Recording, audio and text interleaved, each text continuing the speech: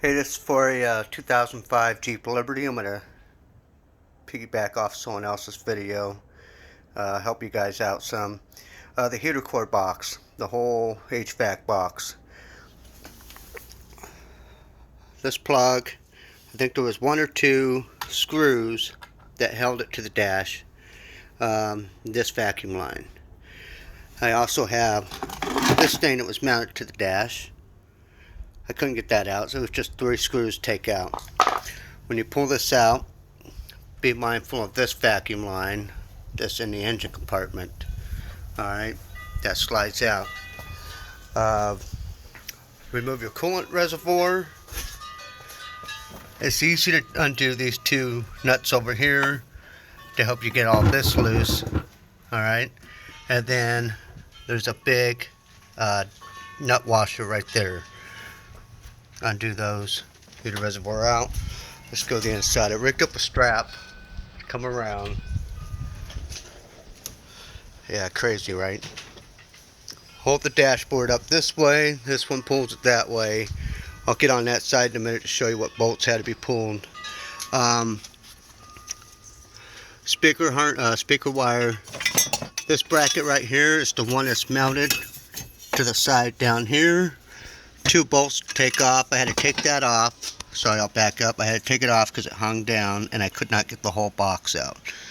Don't have to take the box out, but it's helpful just because it's helpful. Alright, 2 bolts right there for the dash. 2 more over there up top.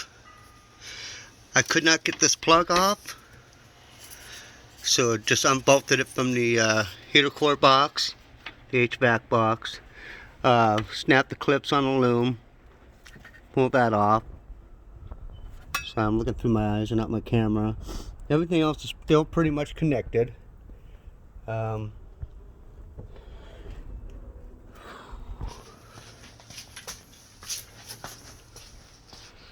to do a speed video for you guys.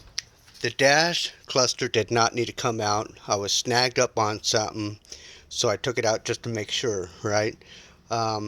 The A-pillar covers have to come off. There's 2 bolts, 2 nuts, or bolts that hold the steering column up to that. There is this little clip right here that clips on to there. Give yourself breathing room, unsnap that.